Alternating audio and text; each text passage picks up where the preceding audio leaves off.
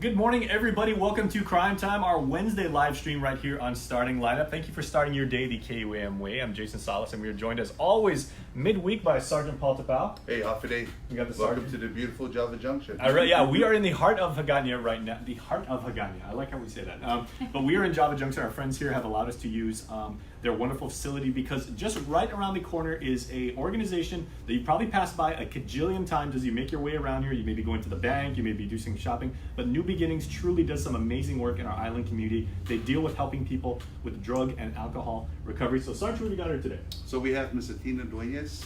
She is the supervisor in charge for New Beginnings, attached to the Guam Behavioral Health and Wellness Center. And we have Mr. Santos, peer specialist or peer mentor, also works under New Beginnings with the Guam Behavioral Health and Wellness Center. And Jeremiah, I got to tell you, I love that logo right there. Yeah. So what goes into the logo about having like the star and the rainbow, you know, as a theme for what New Beginnings does for the community? So I wasn't around when the logo happened. However, there are rumors that state that at the end of every rainbow there's a new beginning. So that's kind of beautiful. The rumor of how it started, and I like the way it sounds. And a pot of gold too, which is a new beginning. Yeah. Well, this starfish is connected because it's the symbol for our Guam Behavioral Health and Wellness Center. That was our symbol. So we just connected it to our rainbow so that we know that we're still connected to the department. Okay, and Sarge, it is of course Recovery Month. We've been talking about this for the last couple of weeks, and GPD actually does a fair amount of work with New Beginnings. What is that relationship like exactly? So when we are in the picture for any issues that deals with either drugs or alcohol related offenses, we are pretty much the reporting agency. So if you look at the judiciary process and everything, we process the reports based on probable cause, whether a person is found to be in possession of illicit drugs or a person has been found to be in violation of a DUI offense. Now from there we give it to the AGs. The AGs, the Office of the Attorney Generals, will do their due diligence in seeking prosecution. And then they'll go through the adjudication process, whether it be confinement, probation, parole, or court mitigation, and how the individual is going to serve their sentence and stuff. And one of the things that they work on is also towards recovery. So once we pass the file or the case file to the respective agencies, then this is where they come in. Now this has always been our process. Now, in line with Recovery Month, we featured Jess Mendiola a few weeks ago, and then we featured the director Teresa Ariola to highlight the kickoff to Recovery Month. We do a lot of drug interdiction, and a lot of our cases are really to court intervention. But what we want to showcase, and with the experts here from New Beginnings, is that self-help can actually be the best process for people who are battling and suffering through addiction. And this is the process away from the court proceedings, away from the judicial side. It really is the individual wanting to seek help. So, I was just sharing with them a story and how I brought a family member down without, doing the court proceedings. And it was really admitting them and everything and providing the help and seeking the help that family member needed. So, it's a beautiful, it's a beautiful resource that's available to the community. Especially when we're battling this epidemic of crystal methamphetamine. Well, Athena, do clients, is that the right word for it? Clients, consumers? Consumers, okay, thank you. Do consumers typically come to New Beginnings, are they funneled through the legal system and then you're part of the framework of treatment, or can people just like walk in and say, this is very embarrassing for me, I know I have a problem, I need help? Well, majority of our consumers come in through the court system, but I was just talking to Officer Tapau earlier.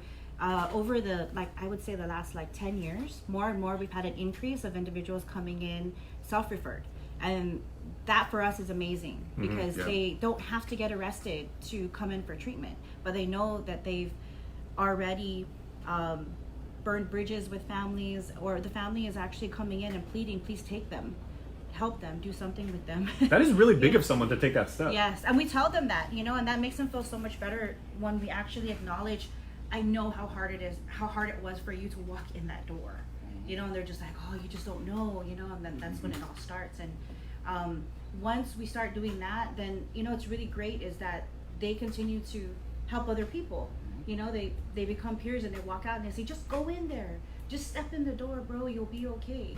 And then when they see individuals that they know have been on the streets before doing the drugs that are now sober, they just look at them like, what? How did you get here?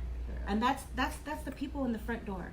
Right when you walk into New Beginnings, you will see a peer member right there. Well, we have one right here. So Yes. Jeremiah, you work with these people like basically on a one-to-one basis, right? Yes. What is that like? So it's like seeing myself all over again and coming in seeking that recovery.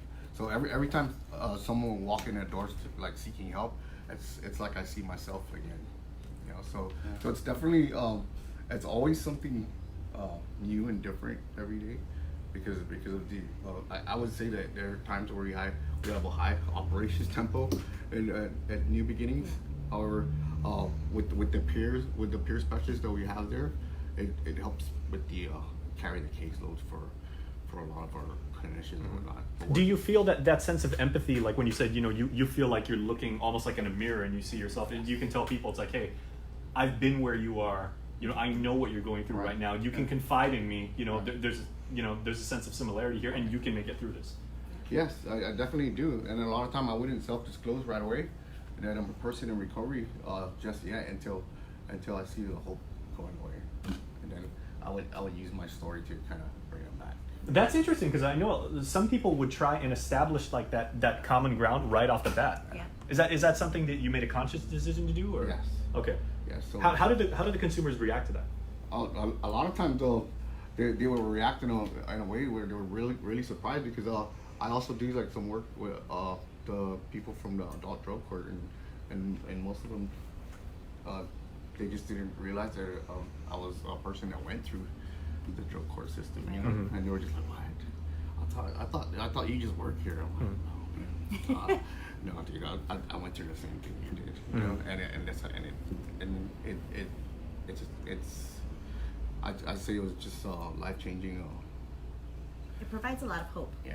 You know, it provides them a lot of hope because at a time when they're feeling down and out and at their wit's end, and they walk in the door and they just see somebody that they might have known from the past, or they come into our office, and when I feel I'm doing an assessment and I feel like perhaps I need a peer in here Yes. to give some encouragement, I'll invite someone in and I'll say, is it okay if we have Jeremiah sit in Right. during the session? You know, he can he's a peer, and I describe what a peer is, and once they have that sense of relation, it's like they just feel like, okay, here's the story. Yeah. You know, and then we feel like, okay, we've done something good today for this person, and they just feel like, okay, I'm gonna get this done, and it's gonna be a good day. Right. And that's important, you know, establishing that connection, the relationship, and building the trust.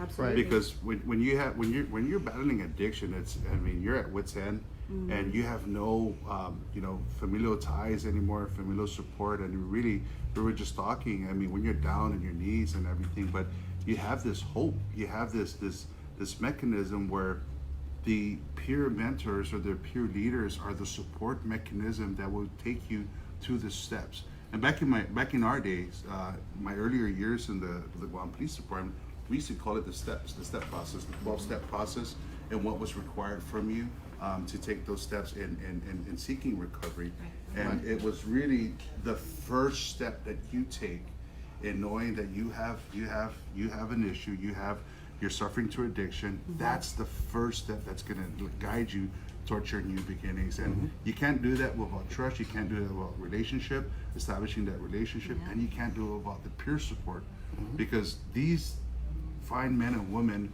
who sacrifice day in and day out and put in the time to provide that, it takes a lot out of them, you know. Right. Human services, it really, you have to be, and I tell that to my peers growing into the ranks. You can't be sympathetic, but you have to have empathy, because you can't carry that burden as a human being if you sympathize with everything Right. that's going on with their life, because you can have traumatic incidents that happen in their lives through addiction, and you know, you can't carry that. That's a hard cross to carry. But if you empathize with them and you have a common ground, then you have the connection, then you have the initial step. So it really is, you know, again, what you guys have done with the past few years, where self-admittance and everything. It's away from the court system. That's what we want to see towards recovery, especially, again, stressing the issue that we're facing with addiction and the epidemic of crystal methamphetamine. Well, Athena, maybe you can tell people watching right now on Facebook and YouTube how many consumers has New Beginnings been able to help through the years, and maybe describe like the treatment program. Is it all like group settings and you have like a sense of community, or is it all one-on-one? Well, New Beginnings only provides outpatient treatment, and it's a combination of one-to-one individual sessions with the counselor, working through case management with the peers that will help navigate them through other services in our community that they need. And then there's group therapy. Majority of it is group. That seems to work best, because when you have a group of individuals who have a common issue, then they work well together and they support each other. That's majority of what we do, but we also provide referrals because we have contracts with our non-government agencies who provide residential and outpatient as well. So we have the Lighthouse Recovery Center, Oasis Empowerment Center, and Sanctuary Incorporated. Those are our big partners in the community that we refer to. They have outpatient services as well, but the majority of the time we're sending them the residential services. Yeah, so these are individuals who come in and can't quite cope with being at home and doing outpatient service, so they go into residential because they know that their environment is a big issue. Okay, well, I do want to ask Jeremiah a question, but we do have a very inspiring comment right now from Frank A. Cruz. He's one of our top fans. So, Hafide Frank, thanks for watching Crime Time, as you always do. Frank actually says that's the first step, helping themselves and asking for help from people that are out there to help. So, Jeremiah, what do you do? Like, do you have a general formula that you use when a client or a consumer comes in, whether they're a male or female, young or old, or do you kind of like approach each person as, okay, tell me what your story is and let me figure out how I can help you best? Right. Yeah. So it kind of depends on how they got there. Whether they're justice involved or let's say employers referral and things of that nature. That'll kind of start the direction of that conversation. So my job as a peer support specialist is just to have conversation. To open up conversation and find out, from the peer what kind of help they need really. So it's really not so all the decisions will come from the peer. Okay. Now, one thing, of course, as Guamanians, we really stress in our culture is giving back and taking care of our neighbors. We're all one family here, regardless of Salas, Tapao, Duenas, Santos, and everything like that. We're all from the same family, right? Yeah, exactly.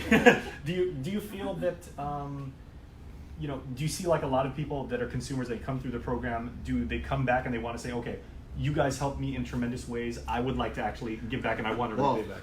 Well, yeah. So now, so it's happening like that. I don't want to say alumni because that's probably like that's a wrong. Yeah. How would you refer to people like that? I just success stories. Yeah. So we're seeing that now. People with lived experience. Yeah. So we're seeing that now. People are coming in, right? Because of the peer support program that New Beginnings has in place, thanks to people like Athena Duenas, the late Don Sabang, Valerie Regis and whatnot. So they brought this peer support component out into treatment, right, and whatnot, and it just when I went through, and there was a guy there that just made a treatment and recovery not real somber and it was live. When in the beginning I walked through the door with my head down and saying, wow, dude, that I didn't really have that hope. So having a person in that established long-term recovery to come in, right, and give me that support and that hope, and say, hey, that we can have fun in recovery.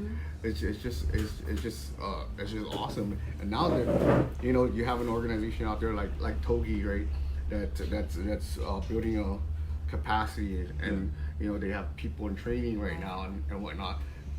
There's the peer support component is now something that they see a need for.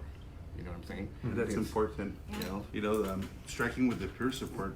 When we had the earlier conversation, one of the things too that was brought up, whether it be a somber moment or a joyous moment, the thing that really pulled me towards doing these segments and highlighting what's going on with the island was a lot of the family and friends that I've been working with towards recovery have shared with me that through peer support and of course through spiritual intervention was one of the guiding force in which led them towards recovery. And you know, you hear it in every testament that people provide about their steps towards recovery, and then within those steps, I still call it the 12 steps. Within one of those steps, it was either a divine intervention or a relationship that was established through Christ. And that was, you know, we talked about the success stories where people hold that. I, for one, you know, established my relationship with God. And it's important to see that with that relationship, I've been steered in a direction where now I know that this is where the path was laid out. And some citizen may have a different vision towards the recovery, but once you establish that longevity that they have towards recovery, it really permeates throughout the people within the peer support, and whether it be, you know, the strong emotional support that the group has, and being there towards the hard times, because a lot of it is really falling back and stuff. And what do you do when you fall back, and the mechanisms that they have to prevent that or to help address that and to bring you back into the path. So I want to talk about faith and how that works in New Beginnings, but we do have a really good comment right now. Another top fan. This comes from Isabel Therese Kenga. Isabel, happy day to you, and thank you for adding us. Oh, you guys know Isabel? Is she on the staff? Oh. No, she works for Sanctuary, but she's for Sanctuary. She's on our recovery month. Okay, so wait, let's all take a big selfie. Okay, screenshot this, you guys. Hi, Isabel. Everybody wave to Isabel. Hi, Isabel. You make a difference too, Isabel. Yeah, yes, okay. absolutely. And Isabel has a fantastic comment right here, because she says, must say the Guam Police Department and the court system have come together with agencies like the Lighthouse Recovery Center and New Beginnings and partner up to battle the stigma of all addicts. And she said, like, it's a long comment, so you guys make sure and go to reply to Isabel, because this is really good. But at the end, she says, and she puts in all caps, mind you, together we are stronger. Yes. That is a theme for our recovery month. Yes, we are. Now, what kind of feedback do you have on that? And then again, is this a faith-based program, and or is it not non-denominational? No, we're part of the government. We're part of Guam Behavioral Health and Wellness Center, but we do have pieces in our treatment program that talk about spirituality. We just can't enforce our own views on it, but we do try to work with individuals to help them find their own spirituality, because once they do, then their longevity in recovery is awesome. You know, so that's just one of the components that we have that I've seen individuals really grow spiritually. And together with Isabel's, again, all caps comment right now, together we are stronger. Jeremiah, what is it like, and New Beginning isn't saying like, we're the number one place to come on the island, we're the only place that you can go for help. This is part of a much broader system of care on Guam. Absolutely. A bunch of different resources. What is it like to be part of that system? Oh, it's amazing, really. I get to work with great people and meet people that that I've known before, and kind of help them get their life back together. A lot of times when people would see me and they would know me like from out there, or maybe from school, it was it would kind of change what they think about, like coming into treatment and things of that nature. But yeah, I get to work with great people. I get to work with people from the courts and help them out too. Help people from like the Guam Family Recovery Program also that are CPS involved and whatnot. And it's just something that I feel as far as giving back. I've taken a whole lot. We just can't do it alone. Yeah. We cannot. We've tried, and it's just a lot of work. But just knowing that we have all these partners out there, our partnerships with the court is so much stronger. Our partnership with the Department of Corrections is so much stronger. Definitely our partnerships with our non-government agencies are so much stronger, that we tap on each other for resources, and we share. So we don't just try to proclaim ourselves as the only wonderful substance abuse treatment program. No, we all are in this together, and so we have to. So we all have the same goal of like helping get rid of stigma and working with fighting substance use disorders and whatnot.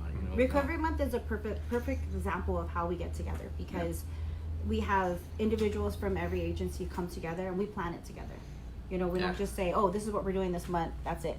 No, we come together and we say, okay, so how should we do this? How should we set that up? We put our calendar together, and then we go.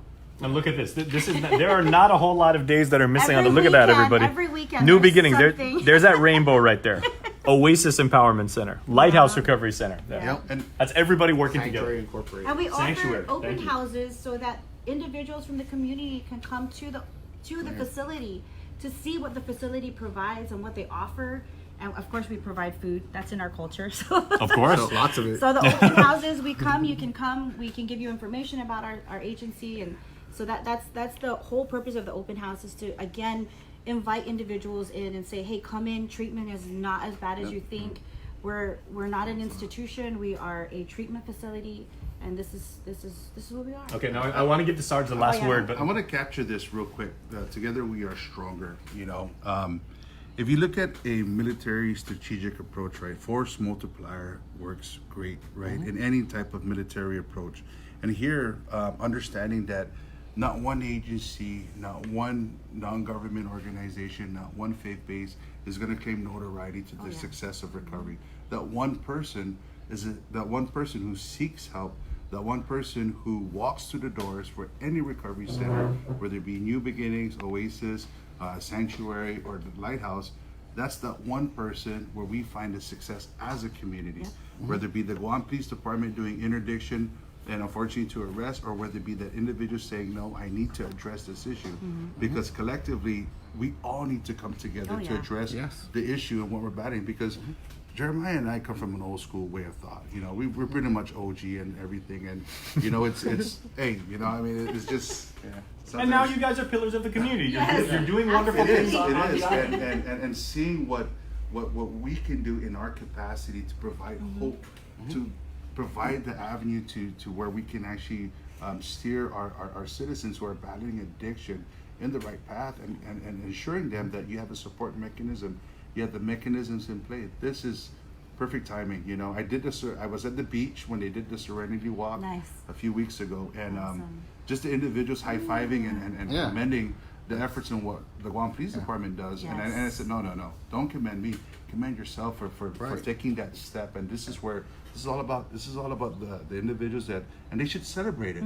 This is a time where we need to celebrate the success of recovery, the success of battling addiction, of course, bringing the awareness to the community. And you can do this. If you are struggling with alcohol or drug addiction right now, you can do this. And outstanding members of our community right now that want to help it. Look at the Sarge, from OG to GPD. Okay, so just wrapping up, we'll finish with this thought. Athena, if you would, if people watching this right now, if they're motivated, if they're inspired to take that first step and say, I need help or I have a problem. I mean, that itself is huge, and that puts you on the road to recovery. Do you guys have social media accounts that people can follow? What number can they call, or how can they reach out? Yeah, well, we don't have a social media, but we do have a phone number, 475-5440. And, our office is in Agana. We're away from the main Guam Behavioral Health and Wellness Center, but we're out in the community. And we're just right behind Java Junction. Come and see us. But if you give us a call and you let us know what's going on, it's more than likely we can either have someone come out to you or you can come to us. All right. Well, you may not have social media accounts, but we have no problem using our social media to help get the word out. So thank you very much for what you do. And Tito has a really good comment right here saying, a lot of respect to you all for discussing this issue. And Tito says, God bless you all. So Thank you. And we want to thank Miss Maria again for allowing Java Junction. Thank you, Maria. Look at Maria back there. She's awesome. Can we please get a nice wave for Facebook? Hi, Maria. If you guys don't know, you gotta come early. She makes the best pasted on island. Those you don't know what pasted is, and those croissants are looking really good. Thank you again. Thank you so much, Jeremiah. Athena, thank you so much for sharing and providing testimony about how we can help the community. This is really a time to celebrate our citizens who are really working towards recovery and sobriety. I think it's that one step in which we can actually really take that giant initiative towards, ridding the island, and battling this epidemic of crystal methamphetamine. So thanks, man. All right, guys, and thank you for Thank what you you do very not much. only for Recovery Month but throughout the year for Guam. Yes, thank you for having us. All right, and thank you. We're saying thank you a lot here because that is the point. But thank you guys for streaming us live right here on Facebook and YouTube. This has been another informative episode of Crime Time, and we're here every Wednesday at 9 a.m. Thank you for starting your day the KUM way, and have a wonderful day.